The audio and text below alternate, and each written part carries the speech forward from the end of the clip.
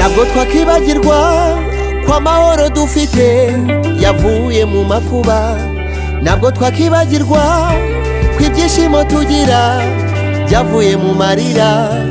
Duhe kugumya kwibanira mu mahoro, uduhe gusigasira umutekano waduhaye Mana.